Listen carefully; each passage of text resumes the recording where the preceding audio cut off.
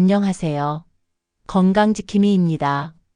혹시 무릎이나 손목이 욱신거려서 계단을 오르내릴 때마다 주저앉고 싶은 기분이 드신 적 있나요? 병원에 가도 진통제만 받고 돌아오고 시간이 지나도 별 차도가 없으셨다면 딱 10분만 이 영상을 보세요. 지금 이 순간 여러분이 겪고 있는 관절 통증의 진짜 원인을 알게 된다면 어떨까요? 단순히 나이 탓이라고 포기하셨던 분들도, 약에만 의존해 오셨던 분들도 오늘 이 영상 하나로 완전히 달라질 수 있습니다. 관절염은 절대 운명이 아닙니다. 90% 이상의 관절염 환자들이 놓치고 있는 한 가지 사실이 있어요.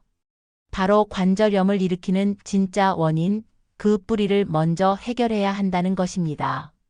이 영상을 끝까지 보신다면 왜 지금까지 아무리 노력해도 나아지지 않았는지 명확하게 알게 되실 거예요.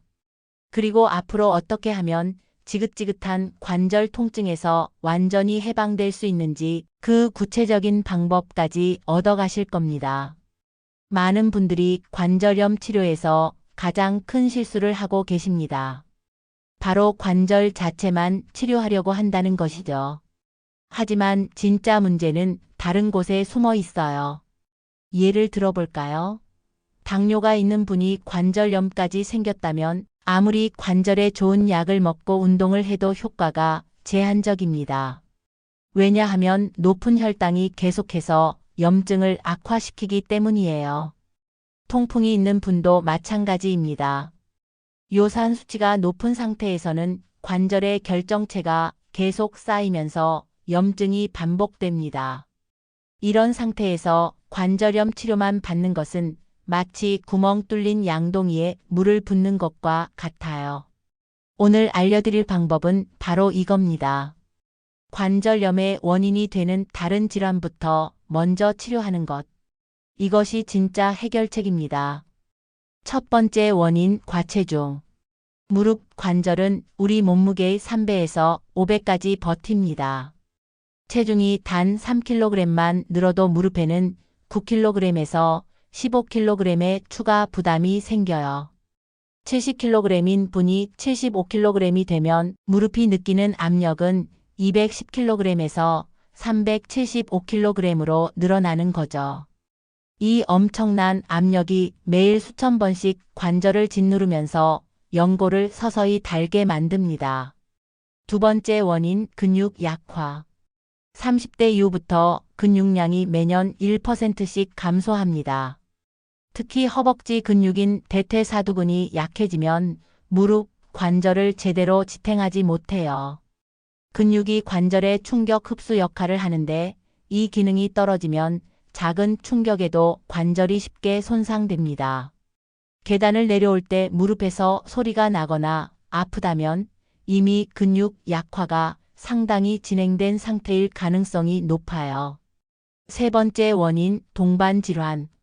당뇨병이 있으면 혈당이 높은 상태가 지속되면서 염증 물질이 계속 만들어집니다. 이 염증 물질들이 관절로 이동해서 연골을 공격하죠. 통풍이 있으면 요산 결정체가 관절 사이에 쌓입니다. 이 결정체들이 움직일 때마다 관절 내벽을 찌르면서 극심한 통증과 염증을 일으켜요. 고혈압 약을 드시는 분들 중에는 이뇨제 성분 때문에 요산 수치가 올라가면서 관절염이 악화되는 경우도 있습니다. 네 번째 원인, 잘못된 생활 습관. 하루 8시간 이상 앉아서 일하는 분들의 무릎 관절은 계속 구부러진 상태로 굳어집니다. 관절 주변 근육도 약해지고 혈액순환도 나빠져요. 바닥에 앉는 습관, 쪼그려 앉는 자세, 무릎을 꿇고 걸레질하는 습관들이 모두 무릎 관절에 무리를 줍니다. 특히 양반다리로 오래 앉으면 고관절과 무릎 관절 모두에 부담이 가요. 이 원인 질환부터 치료하는 근본적 해결법. 당뇨가 있다면 혈당 관리가 우선. 혈당을 정상 범위로 유지하면 염증 수치가 현저히 떨어집니다. 당화 혈색소를 7 이하로 유지하는 것이 목표예요. 식사 후 혈당이 급격히 오르지 않도록 식이섬유가 풍부한 채소부터 먼저 드세요. 현미밥이나 잡곡밥으로 바꾸고 단 음식과 가공식품은 피하는 것이 좋습니다. 통풍이 있다면 요산 수치 조절. 요산 수치를 6 이하로 유지해야 해요. 맥주와 소주는 완전히 끊으시고 내장류와 등푸른 생선도 제한하세요. 대신 물을 하루 2리터 이상 마셔서 요산 배출을 도와주세요. 체리나 체리 주스는 요산 수치를 낮추는 데 도움이 됩니다. 고혈압 약을 드신다면 의사와 상의. 이뇨제 성분의 혈압약이 요산 수치를 올릴 수 있어요. 담당 의사와 상의해서 다른 계열의 혈압약으로 바꾸는 것을 고려해 보세요. 3. 관절염 개선을 위한 생활습관 변화. 체중 관리에 놀라운 효과. 체중을 5kg만 줄여도 무릎 부담이 25kg 줄어듭니다. 이는 관절 통증을 30% 이상 줄이는 효과가 있어요. 무리한 다이어트보다는 하루 300칼로리씩 줄이는 것부터 시작하세요. 밥 한 공기를 3분의 2만 드시거나 간식을 하나씩 줄이는 것만으로도 충분합니다. 근력 운동의 중요성. 하루 20분, 주 3회만 근력 운동을 해도 관절 주변 근육이 강화됩니다. 헬스장에 갈 필요 없이 집에서도 충분해요. 의자에 앉아서 다리를 천천히 들어 올리는 운동을 10회씩 3세트 해보세요.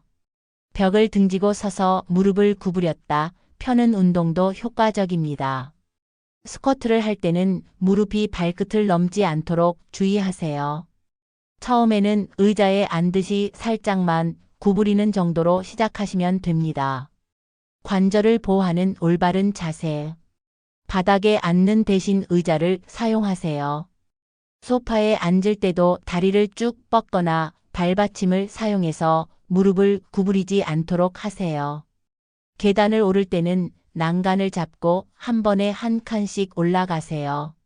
내려올 때는 특히 조심해서 천천히 내려가는 것이 중요합니다. 걸을 때는 발 뒤꿈치부터 착지해서 발끝으로 밀어내는 자연스러운 걸음을 걸으세요. 평발이거나 발 아치가 무너진 분들은 깔창 사용을 고려해 보세요. 4. 관절 건강에 좋은 음식과 나쁜 음식. 관절에 도움이 되는 음식들.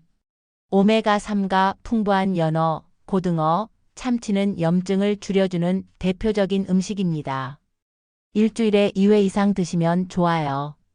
생강과 강황에 들어있는 진저롤과 커큐민 성분은 천연 소염제 역할을 합니다.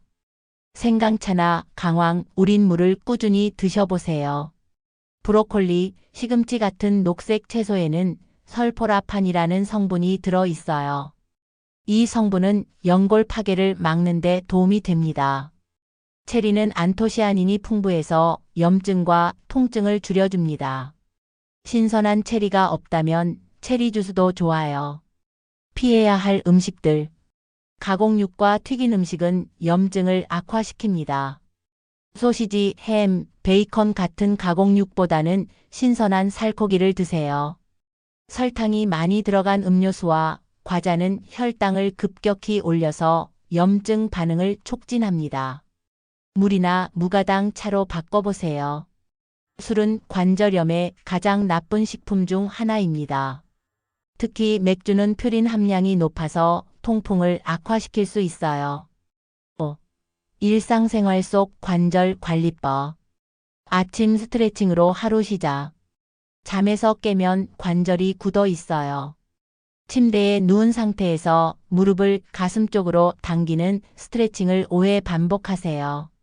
발목을 시계 방향, 반시계 방향으로 각각 10회씩 돌려주세요. 혈액순환이 좋아지면서 관절이 부드러워집니다. 일어나기 전에 무릎을 좌우로 천천히 흔들어주는 것도 도움이 됩니다. 급하게 일어나지 말고 몸을 충분히 풀어준 다음 일어나세요. 온열 치료와 냉찜질의 올바른 사용법. 만성 관절염에는 온찜질이 좋습니다.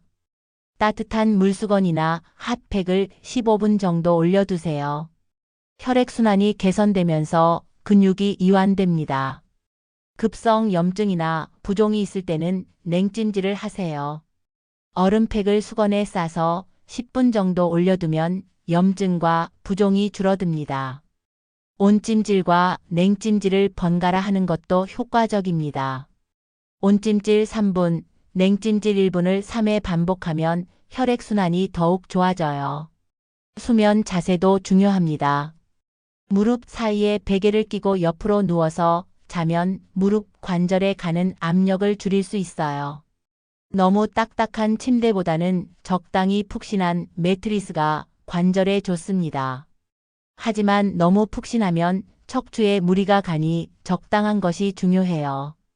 아침에 일어났을 때 관절이 뻣뻣하다면 베개 높이를 조절해 보세요.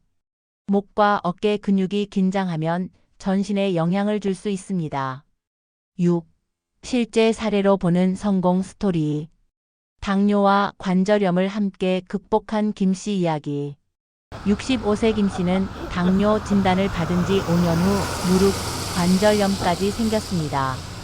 처음에는 관절염 치료에만 집중했지만 효과가 제한적이었어요.